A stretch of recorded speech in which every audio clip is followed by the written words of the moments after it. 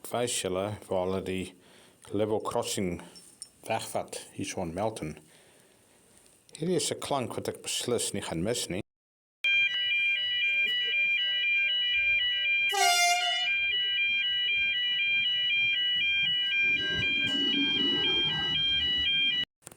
En kom ons kyk op die einde van die video hoe lyk hierdie muntstukke na die trein oor hulle geraai het. Dis iets wat ek al lank al wou doen. So die level crossing removal is waar hulle, soos die naam sê, die level crossing verwyder. En hier is 'n prentjie wat julle wys, hulle bou wat hulle noem 'n U-trof en dan bou hulle die treinspoor daarbo. En hierso, by hierdie straat, moet hulle 'n pier gebou het, of 'n pile, so jy sê in Engels. En hierso kan jy sien hoe dit lyk.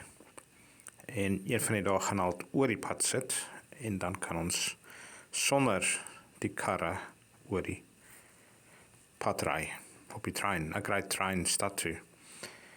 En daar is 110 van hierdie wat hulle verwyder hierso in Melbourne.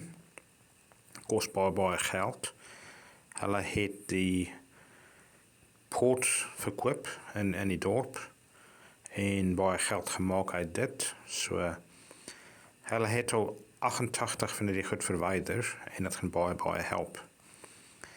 En ek dink dit spaar so 'n halfuur se verkeer elke oggend waar die hekke nie af te gaan en op te gaan en al daai nonsens nie. So dis baie nice. En die volgende straat is so 'n paar honderd meter weg. En daar so hoef hulle nie paals te gebruik het nie, want daar is rotse onder die grond. So dis sterker. Maar dit gaan 'n bietjie langer brug wees oor die pad. So dis baie nice. En hulle gaan 'n nuwe stasie bou. En is nice om 'n bietjie vordering te sien in die lewe partykeer. So anyway, dis die videoetjie. En kom ons kyk hoe hierdie muntstukke opgeëindig. Lekker dag almal.